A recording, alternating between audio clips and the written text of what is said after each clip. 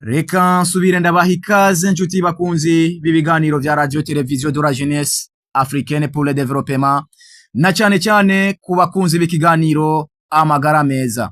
Mu kiganiro amagara meza cy'uno munsi tugiye kuba yagira ingene umuntu yo kwivura ingwara zitandukanye akoresheje urusera.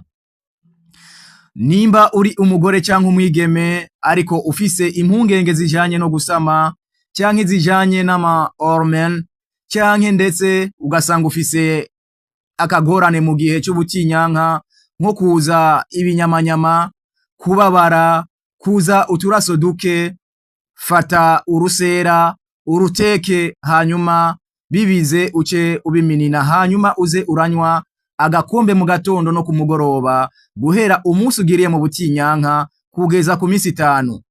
Hari abantu bakunze guca babaza ko atakintu boshiramwo.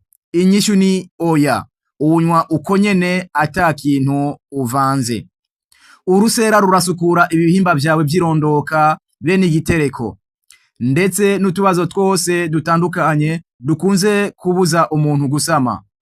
Rurasukura neza no gutuma ama hormone akora akaja ku murongo ku rugero rushimishije. Ariko nubwo biruko ivyo vyose tubikora tubihereza Imana kuko ariyo ikiza ikongera igatanga n'ikibondo kandi ariyo ituma n'abantu tugira amagara meza. Reka tubashimire, bandanya rero muhezagirwa, mugiraho mubawe mugire n'amagara meza. Iyi ni Radio Television de la Jeunesse Africaine